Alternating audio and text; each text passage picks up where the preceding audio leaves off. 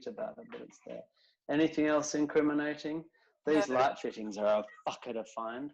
What is it? It's a light fitting. Oh. Stupid. Oh, excellent. I found it. I tracked it down. So where in the world are you? Are you in the house on the hill?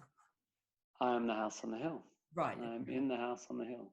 Just And if I turn my camera that way, if I didn't have my blind down for lighting purposes, you'd be able to see the ocean. Oh, very, very jealous. Very jealous. Good. That's what we're going for. Yeah, Upright. I hadn't expected to cry so much during Upright. It's very moving. Yeah. But I was expecting funny, and it was incredibly moving as well. Yeah, if anything, it's not particularly funny, although, I mean, I absolutely came into the project. It was pitched as a comedy, and I said, I think it's a drama, or more to the point, I don't think those categories are useful anymore. I mean, life isn't either a comedy or a drama, and the only reason television ever was is due to sort of scheduling, and all those things have gone away. So I encouraged the writers to throw out any sort of boxing in of whether it was a comedy or a drama. And the premise that there was a guy trying to get back to his home across Australia with a piano, I don't know, it just felt like it could carry the weight of a lot more than just a comedy.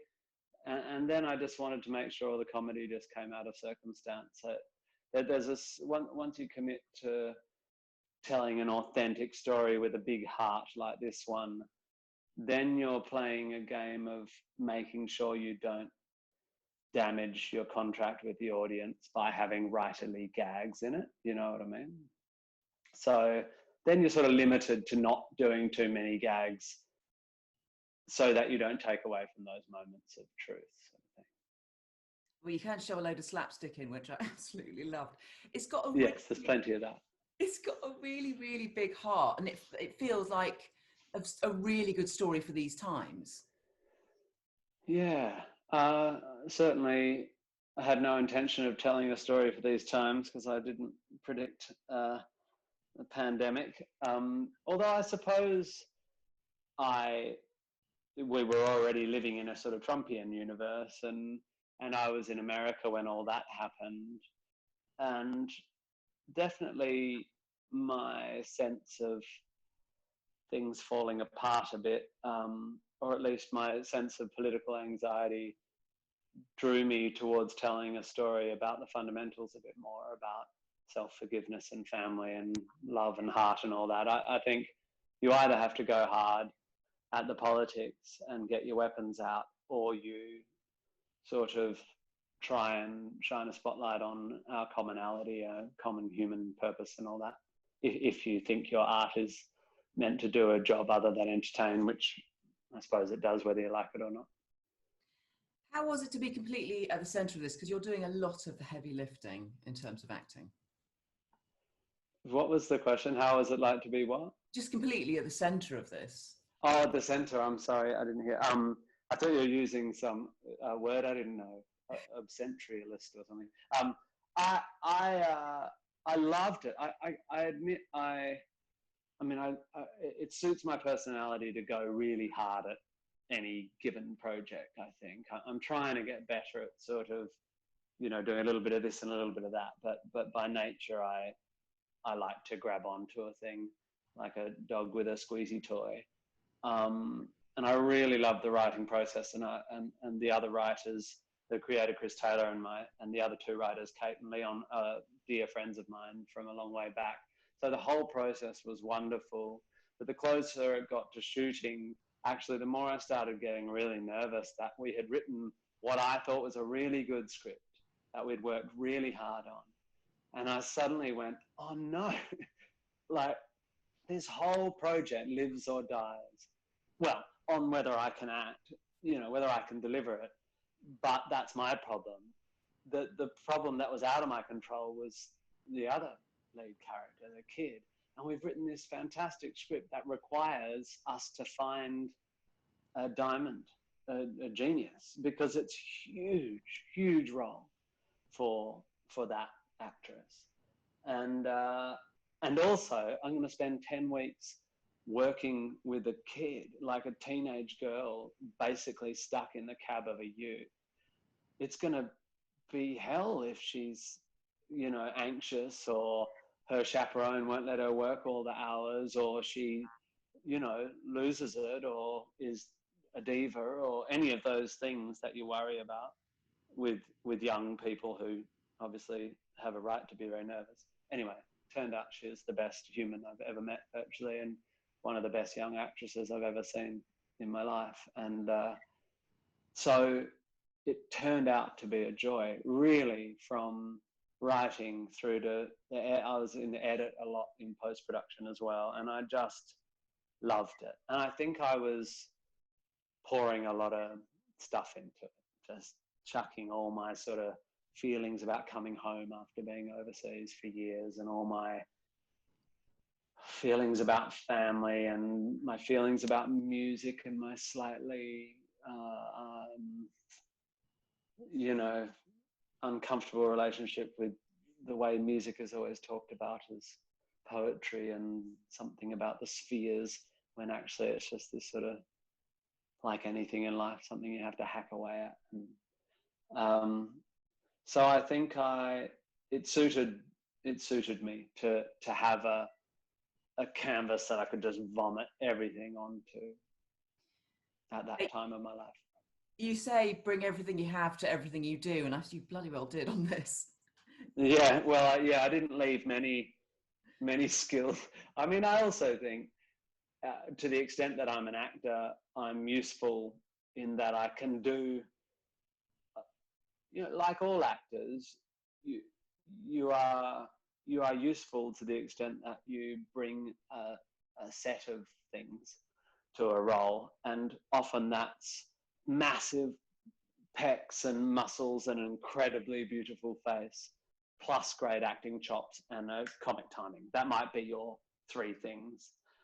In my case, I am sort of less conventional leading man to look at, and you know, perhaps I don't have the acting experience of some people, but if I make sure I bring my comic timing and I bring my writing into it, and my obsession with humanism and the kind of questions of how to live meaningful lives in a meaningless universe, and I bring my relationship with music and my authentic relationship with music, not a sort of pop star relationship with music, and then I bring my fast fingers and my love of accelerating and decelerating in big cars quickly.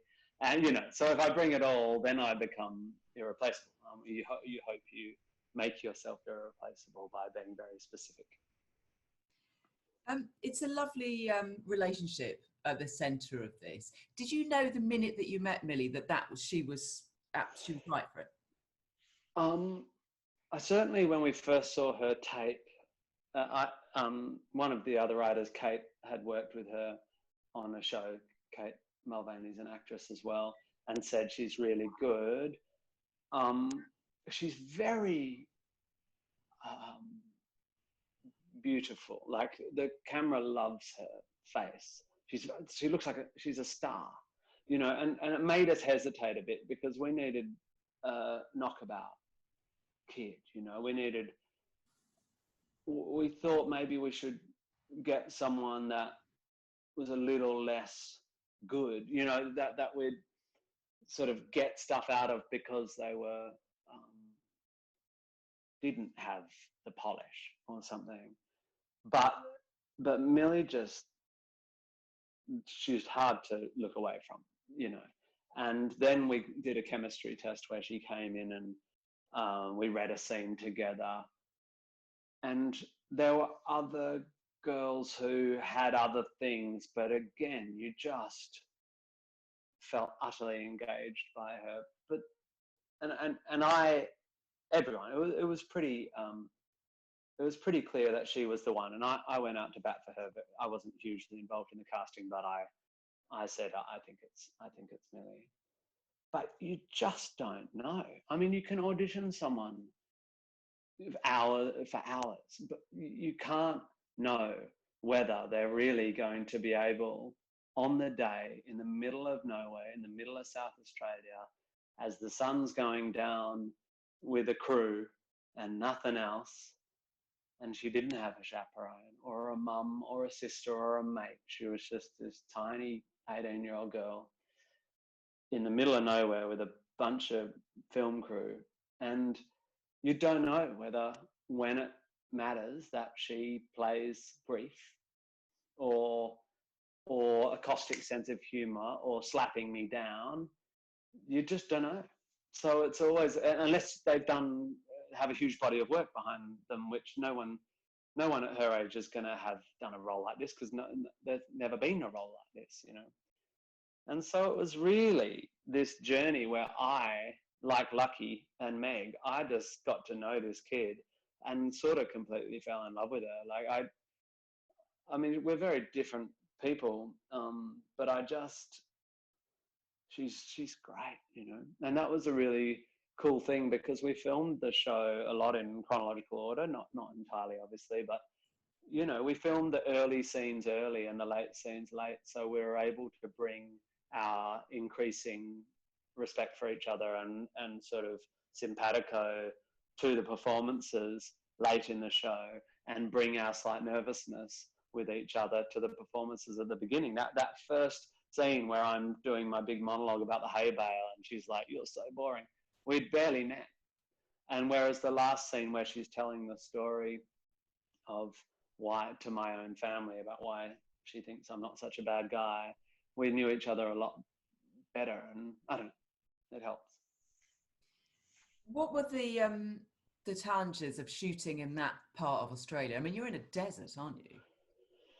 Yeah, well, you're not out on the Nullarbor because you can't shoot out there. You need helicopters and you know, there's no electricity or anything. So you shoot. A lot of it was shot in South Australia, and you shoot as close to a town as you can. So you get up early and you're in a little country town. A lot of our time is spent in a town called Corn, spelt like the fake meat.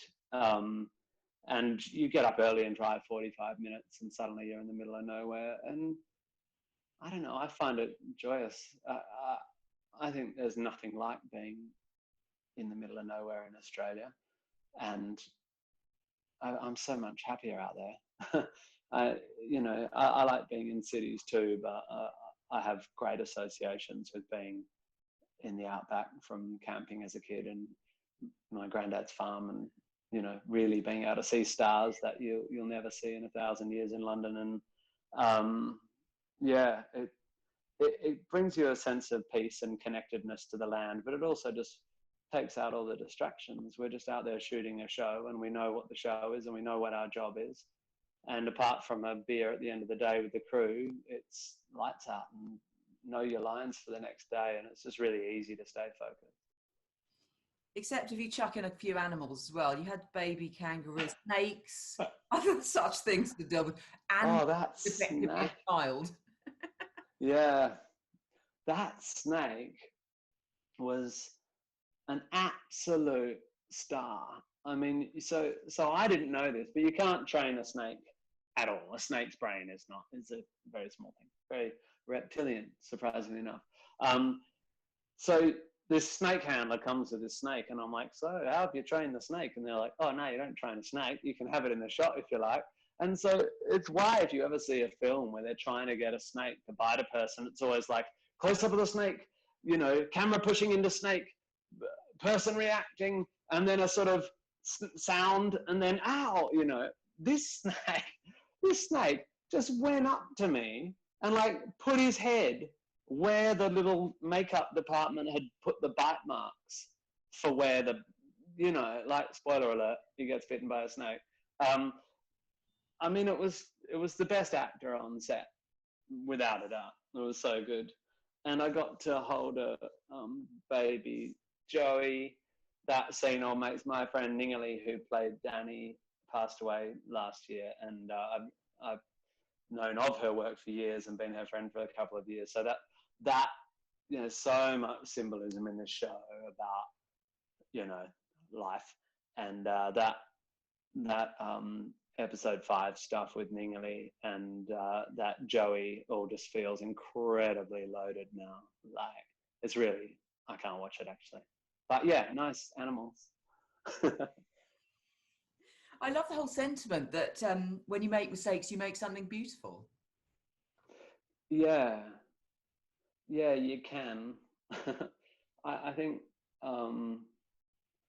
when I talk about Upright, it's so easy for me as someone who was in the writer's room and who we worked so hard to make sure. It's the sort of show you can watch 3 times and still go, oh, that connects to that. And there's music themes running through it and subtext running through it and hints.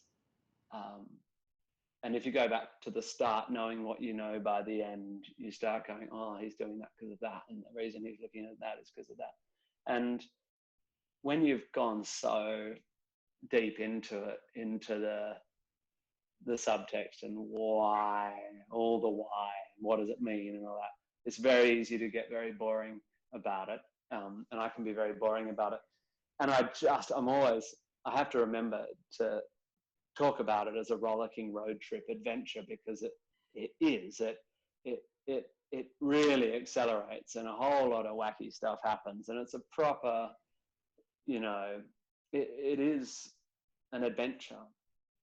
But it all converges on that theme, exactly as you say, Lizzie, that somehow we have to go through our lives understanding that there's a lot of chaos, or it's all, in my worldview, it's all chaos, it's all arbitrary, or at least you can't control nearly everything. You have to come to peace with that. And you also, as an extension of that, have to come to terms with the fact that stuff will go wrong and you'll make mistakes and you'll be imperfect. And what Lucky at the beginning of Upright hasn't done is moved past one of those moments. He's frozen it because he cannot face it. He cannot forgive himself. And this journey through the desert, carrying this burden of a piano, of course, is a journey of atonement. And of course, the burden is not just the piano, but it's his past. And the reason, I guess, you said it was a good piece of art for our time or something, is it's just good to pull back the camera of your self-observation or your understanding of your life and remember that time goes on and that you do have to learn to forgive yourself and move past your mistakes. And the way you can move past your mistakes or the bad things that happen to you is to understand that those bad things or those mistakes are always the seed of something else. And you will look back in 5 years or 10 years or 5 weeks and go, well, if that hadn't happened, I wouldn't have.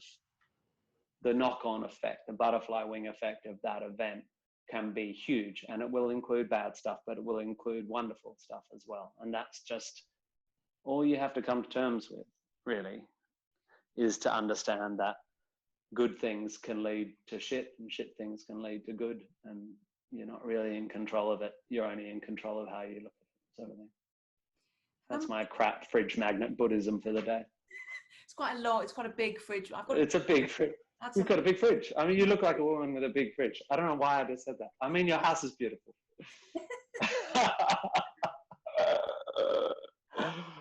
So how much of you is in Lucky, do you think?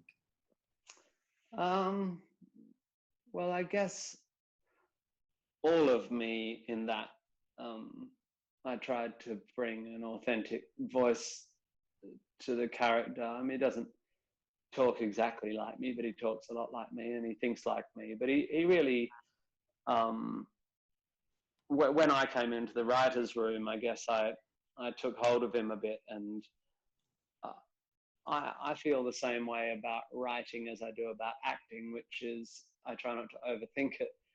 And if you want to write an authentic story with an authentic character, only change what you have to change, and otherwise just do you. So the hypothesis is not, the sort of quest is not, how do I transform myself, unless you are playing way against type. The mission is simply, how would I feel if I ...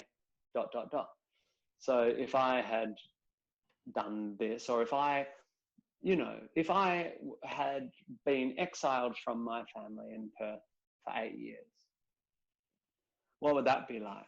What would it be like with my big brother? So I've got a big brother who I played music with and I played hockey with. And then what if my dad had died when we were kids? What if he hadn't lived? And all those what ifs, they're big departures because I'm very close to my family. And my dad is alive and well, thankfully. But you don't have to change anything else. You can leave all the details. My dad coached me hockey. We're a hockey family, a field hockey family. So I killed off Lucky's dad in a hockey match, and my brother and I had bands. So I thought, well, what if rather than me just leaving to go to Melbourne because I wanted to pursue my music career and my brother wanted to pursue his stuff, what if it was something terrible that broke that? What if it was a falling out? And how would I feel about that? And so you leave all the detail in. So as you're writing and as you're acting, the leap is tiny. You're only changing, to get back to our theme, you're changing one butterfly wing flap. You're changing one moment, one error, or one accident, one heart valve. And then everything else you leave the same in order to increase authenticity. So I guess I brought a lot of my past and my brother and my family relationships into this, but they're nothing like Lucky's relationships because of those little moments, those little corner turns that poor Lucky went through that I didn't. I thought it was beautiful in that in the wrong hands, it could have been so horribly schmaltzy and really over sentimental, but there was something. It's like, I don't want to, say all Americans would do. I could imagine it being an American thing and just going that way. And it really didn't. It was, I thought it was gorgeous. Loved it. Oh, thank you. Yeah, in that moment where in the writer's room, I went, what if this is what happened? What if this is why he's been away? And, I won't say anything that would spoil it for the audience, but without a doubt, everyone went, oh, that could be pretty soapy. And I'm like, yeah, but it could not be. You just got to tell the truth. Don't think of it as a plot device. Don't think of it as a dramatic thing. Think of it as, what if that happened? That's possible. Just write it, And really, I think people spend a lot of time making TV based on what they saw that was good TV instead of based on their experience of life. Maybe. I don't know. That said, there's a lot of unbelievable TV written by incredible people with incredible authenticity. So you know what you want to avoid and you know what you want to aim for. Can I ask you a couple of quick questions about the album? Yes, please. So are all the tracks, bear in mind I've only heard 2, are they all as confessional as I'll Take Lonely? No, I don't suppose any are as confessional as I'll Take Lonely. They're all pretty. I'm not very good at dishonesty, or obviously I'm always, like all of us, sort of selling a version of myself. Not necessarily in my life, but in my work. I'm an artist trying to make art. I'm not a person trying to spread my heart on a billboard. And however, I am. That's my computer going to sleep and changing the light in the room. So there's a hell of a lot of craft. I've been writing songs for a long time, and Lonely, for example, is a well-constructed song that draws from a series of experiences I've had that made me think about those values, about monogamy and having to rededicate yourself to your commitments and stuff. But I absolutely try to only write songs that only I could write. I mean, I'm too old to be a pop star, and I can't write like that anyway. I don't know how to. So all I can do is take the tools that made me known as a comedian and get back to doing what I was doing long before I was a comedian, which is just trying to write about universal ideas in non-universal ways, you know. And so there's a lot.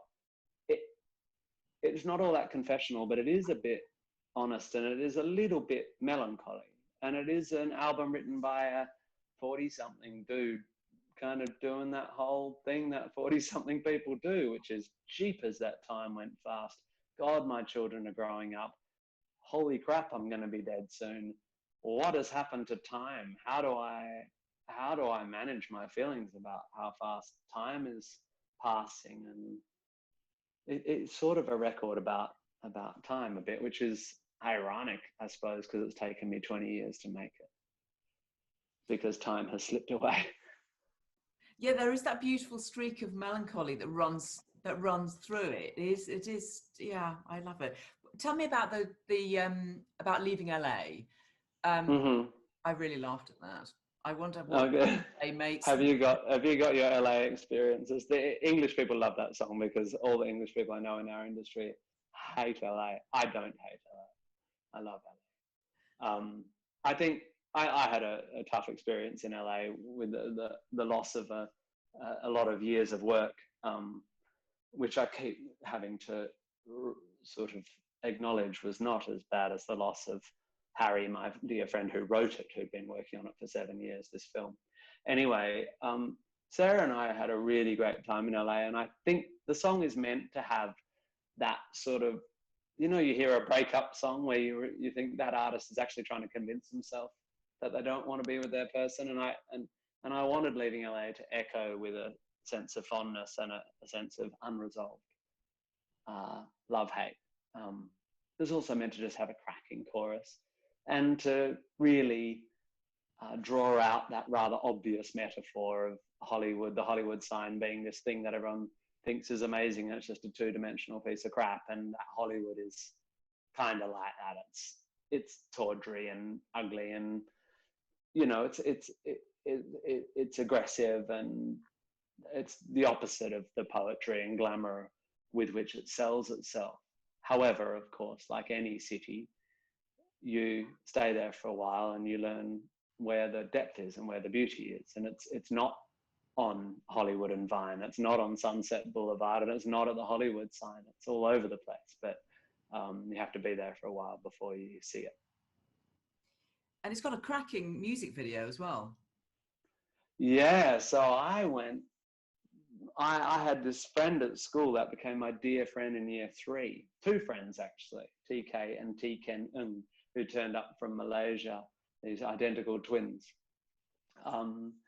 And we were friends throughout the whole of school. And then in that way, especially because of what I've done with my work and going away, I'd barely spoken to either of them since we left school in 1992, 2 or 3 times each. But Ken started putting out these amazing vines back when Vine was a thing. These beautiful, thoughtful, incredible animations that look like magic tricks. And he started getting into zoetropes. And I rang him up and I went, you know, these 20-second things you've been posting, I don't suppose you want to make one for a 5.5-minute music video. And I mean, I'm sure he wished he hadn't said yes. My God, it was a huge undertaking. But I think I think it's better than the song. You know, it's the most incredible thing. I loved the video for I'll Take Lonely as well. I thought it was fabulous. Oh, good. Well, that didn't take as long. And that was Caroline Constantine, who's an amazing DOP director who I'd worked with on a little thing over here called Squinters. But we were sort of in lockdown, and I said to my manager, I've got this image of it all just being one shot. I'll just sit on a chair and tell the story. And it will just come in and in and in and just drift away a bit and just be like the camera and I are, the temptation is the viewer, sort of thing.